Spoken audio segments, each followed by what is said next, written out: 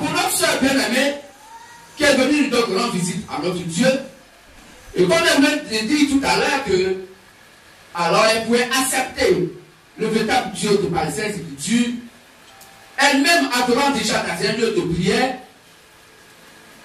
la Bible va lui faire comprendre ce matin que si tu es dans un lieu de prière et que l'adoration qui s'y fait n'a rien à voir avec l'adoration des apôtres, du Seigneur Jésus le Christ, il faut sortir de là.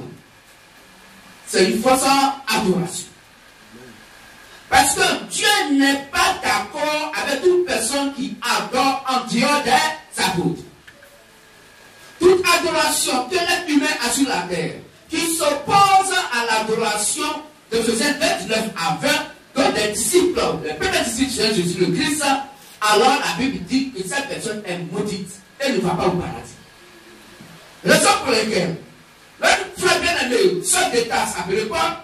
Quand Christ s'est révélé à lui sur la route de Damas, et qu'il est parti hors donc de Jérusalem, en Asie, pour pouvoir prêcher la bonne nouvelle, pour ne pas qu'il court en vain, il est revenu donc vers les piliers de l'évangile, les premiers disciples de Jésus-Christ, pour comparer l'évangile qu'il a reçu, pour ne pas qu'il puisse courir en vain, pour ne pas qu'il puisse prêcher en vain. Et quand donc les premiers disciples de Jésus le Christ l'ont écouté prêcher pour dire que voici ce que Dieu me donne comme évangile, ils ont dit que ce que tu prêches, c'est exactement le même évangile que nous prêchons. C'est pourquoi dès qu'on est d'accord, tous les apôtres, donc, premiers disciples de Jésus-Christ, d'un commun accord, vont maintenant dire que si quelqu'un ne prêche pas comme nous, il est maudit. Ils se bénissent. Amen. Ils ont dit dans 1 Jean 4 à 6, sur le verset 6, que celui qui est né de Dieu doit les écouter. Celui qui n'est pas de Dieu ne les écoute pas. C'est par là qu'on reconnaît l'évangile de la vérité et l'évangile de l'erreur. L'évangile qui amène au paradis et l'évangile qui amène à l'enfer. Que je bénisse.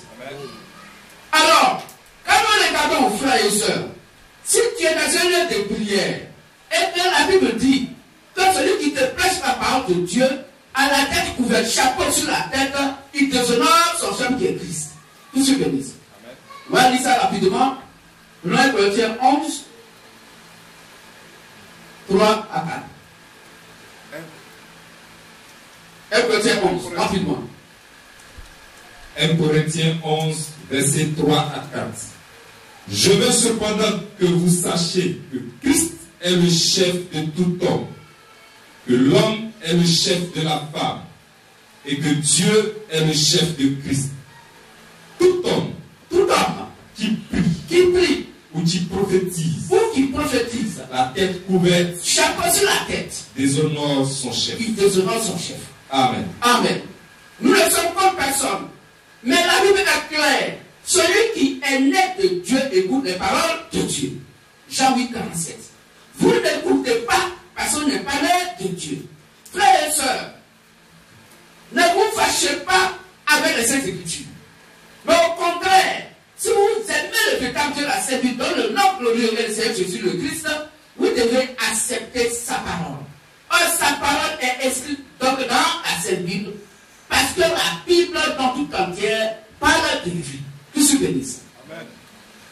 Donc, si la Bible vous ouvre l'esprit pour comprendre que voici la mise en garde que Dieu donne entre nous, un père qui sait qu'il y a un faux billet qui circule et qui envoie son fils au marché, à lui donner un conseil pour dire mon fils ou ma fille, tu vas aller d'abord au marché pour payer telle chose, mais je te mets en garde qu'il y a des faux billets de 5 000 francs qui circulent. Si ce père est un père sage, un père intelligent, encore qu'il envoie son fils ou sa fille au marché, il va dire à son fils, il va dire à sa fille, comment reconnaître le vrai billet du faux billet. Amen. Et comprenez une chose, frères et sœurs, on ne peut jamais avoir un faux billet s'il n'y a pas un vrai billet. On ne peut jamais avoir une photocopie s'il n'y a pas l'original. Donc s'il y a des faux billets et qu'il doit y avoir des faux Christ, c'est qu'il y a eu donc et il y a le véritable Christ. Je suis béni. S'il y a des faux prophètes, c'est que quelque part il y a d'abord de vrais prophètes. S'il y a le faux christianisme, dont les gens parlent beaucoup, et la Bible parle, c'est qu'il y a aussi le vrai christianisme. Comment connaître que l'homme de Dieu qui me parle là, c'est du homme de Dieu là, il est réellement envoyé de Dieu? Comment savoir que cet homme de Dieu là, il n'est pas envoyé de Dieu? Parce que la Bible dit, sur Timothée 4, verset 16, que votre salut ne dépend pas de vous. Votre salut dépend de celui qui vous prêche. S'il est trouvé digne du paradis, vous partez au paradis. Mais s'il n'est pas trouvé digne du paradis, vous toute l'assemblée à l'enfer. Pour dire ce matin, que ce que nous prêchons, si cela ne vient pas de la doctrine des apôtres, si cela ne vient pas des saintes écritures, précisément la doctrine des apôtres, et qu'on vous prêche ce qui n'est pas écrit, vous tous à l'enfer avec nous. C'est pourquoi nous sommes sûrs, avec le ministère de la voix de Béni Matthieu, verset 6, étant sûrs que l'évangile nous a été révélé par le Saint-Esprit Père, par le même message que Abraham a prêché, étant donc le Saint-Esprit Père à cette époque, étant sûr de cette écriture, confirmant donc notre présence sur la terre, nous savons que nos âmes sont aussi engagées. Si nous prêchons faux, nous aussi nous irons à l'enfer. Que je bénisse. C'est pourquoi vérifiez dans tout ce qu'on vous prêche. Ne soyez pas donc des adhérents des lieux de prière, puisqu'on appelle des églises. Ne soyez pas des adhérents des hommes de Dieu. Ne soyez pas donc des adhérents des églises. Mais surtout, il faut que vous soyez sûrs que ce qu'on vous prêche est en accord avec toute la Bible. Que je bénisse. Que je bénisse. Donc, frères et sœurs, c'est aux disciples de Jésus-Christ que la clé du règne des cieux a été confiée. C'est comme nous disons que ce qu'eux n'ont pas eu comme adoration, quiconque le fait va à l'enfer. C'est ce que dit la Sainte Bible. Jésus le Christ l'a confirmé dans Matthieu 7, 18 à 19. Ce que tu liras sur la terre sera lié dans les cieux, et ce que tu délieras sur la terre sera délié dans les cieux. Jésus l'a confirmé. Oui, pour dire que celui qui vous écoute m'écoute, et il écoute celui qui m'a envoyé. C'est le même Jésus qui a dit dans Jean 17, 20, que ce n'est pas seulement pour ces disciples qui prient, mais je prie encore pour tous ceux qui vont croire en moi de par la parole. Donc Jésus a confirmé que lui, directement, il ne peut plus sauver quelqu'un. Puisque la dit les clés du royaume des cieux à ses disciples appelés les apôtres, dans Matthieu 7, 18 à 19. Et que lui-même, il tient les clés de la mort et de ce jour des morts. Selon Apocalypse 1, 17 à 19. Parce que ce véritable et réel Dieu ne croit pas se détenir. Il veille sur son plan de travail et il exécute sa propre parole. Pour dire que, en dehors des disciples de Jésus-Christ appelés les apôtres, il n'y a pas de salut. Le salut, c'est l'évangile qu'ils ont prêché qui est donc les clés du royaume des cieux. Le salut, c'est l'évangile prêché par les apôtres de Jésus-Christ. Quiconque n'a pas donc cet évangile, personne qui vient vers vous, si cette personne ne vient pas avec la doctrine de Christ prêchée par les disciples de Jésus-Christ, la Bible dit, ne le réservez pas chez vous à la maison. Et ne lui dites même pas salut. Car quiconque lui dit salut participe à ses mauvaises œuvres. Que je bénisse. Que je bénisse. Alors, frères et sœurs, oui, vous dites, mais pourquoi vous dites d'abord de Béni Matthieu verset 6? Pourquoi vous êtes venu d'abord en dernière position? Des gens qui déclarent que oui, la première église qui est ici sur la terre, c'est l'église catholique romaine. C'est faux. Lisez bien vos Bibles. Nous ne parlons contre personne. Nous ne sommes contre personne.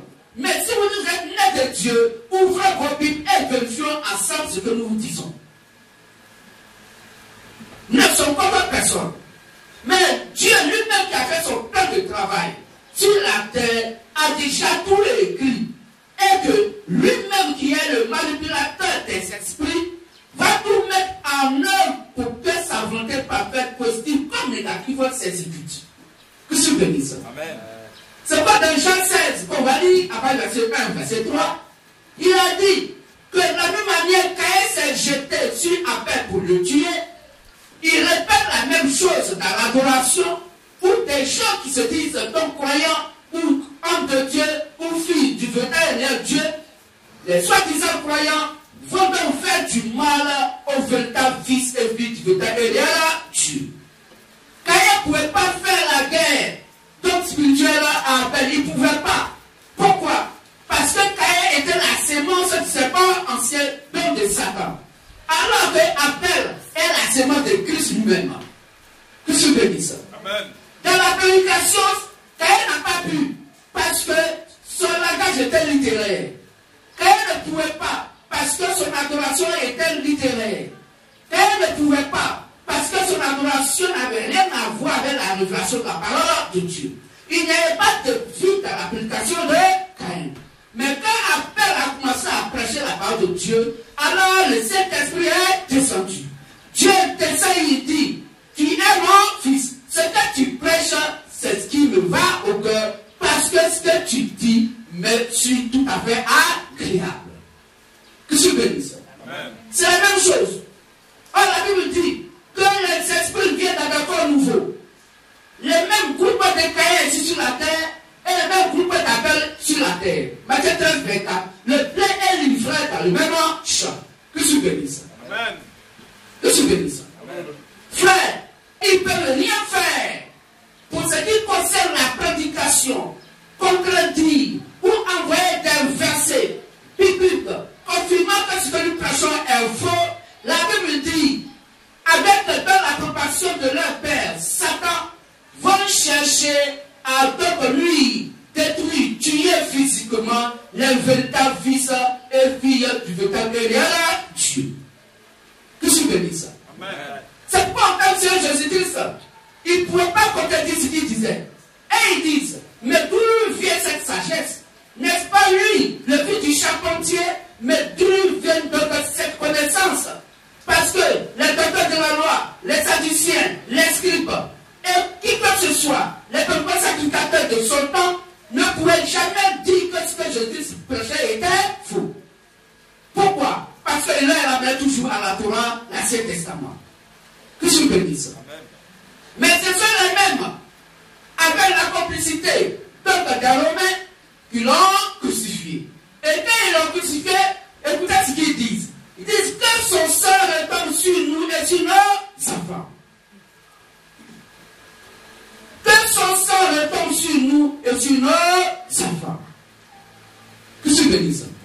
Et Jésus-Christ, dans sa prophétie, parlant donc à ces soi-disant hommes de Dieu de son temps, dans Jérémie 44, il dit, mais si Abraham était votre père, vous n'avez pas cherché à me faire mourir.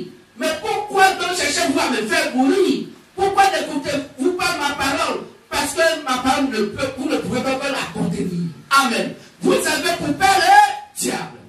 Car le diable était maître dans le commencement. Au commencement, Caïn a tué Abel. Aujourd'hui, à quoi la religion tue la parole de Dieu? Je suis béni. Amen. Je suis béni. Amen. Alors, votre rôle, c'est de réveiller. Donnez-moi le message. Pas pour réveiller le message de la religion, non.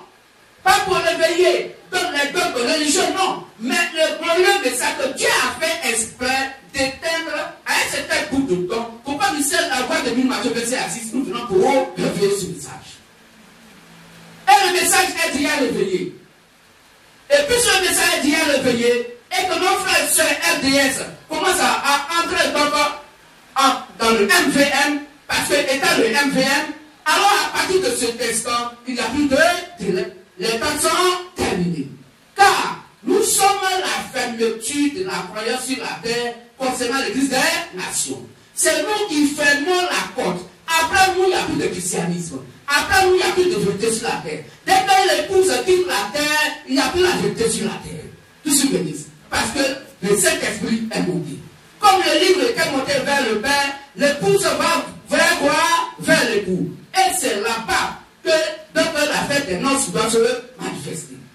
Alors, frères et sœurs, notre rôle, vous qui nous écoutez, et qui êtes des filles et des filles du véritable Dieu, et qui sont emprisonnés dans ces lieux de prière, appelés les églises, des cellules, vous devez sortir de là. Si vous écoutez cette parole, il faut que Acte 2, 36 à 38 se manifeste dans votre cœur. Et écoutez Pierre, ici le cœur du vivement touché. Et il dit, enfin, que ferons-nous? Et Pierre a dit, répandez-vous, sortez de vos lieux de prière, et l'adoration aujourd'hui. Car aujourd'hui, Dieu est descendu sur la terre avec le Saint-Esprit dans le cœur. Dieu en nous en train de prêcher pour donner les sillons de la voie du salut. Que se bénisse. Que se bénisse. Et ceux qui étaient destinés à la vie éternelle furent déliés par la prédication de Pierre. Et ce jour, il y a eu 3000 personnes qui ont été baptisées sans coup de base, sans coup de catéchuménat. Que se bénisse. Amen. Que se bénisse. Amen. Alors frères et sœurs, voici donc en quelques mots, nous, ministère de la loi de Matthieu 26, nous ne sommes pas venus pour envoyer la religion au paradis. Mais Jésus pourrait dire, je suis venu chercher et sauver ce qui était perdu. Or, pour que Dieu sauve un être humain, quelle est la procédure que Dieu va prendre? Dieu qui est esprit, il n'a ni chair ni os. Luc 24:39. Dit, l'esprit n'a ni chair ni os. Or, moi, j'ai des os, j'ai la chair. Comme vous voyez, touchez-moi. C'est moi, Jésus-Christ. Que je bénisse. Oh, Dieu est esprit, sur Jacques 24. Comment Dieu qui est esprit, par quel moyen Dieu peut-il sauver des êtres humains?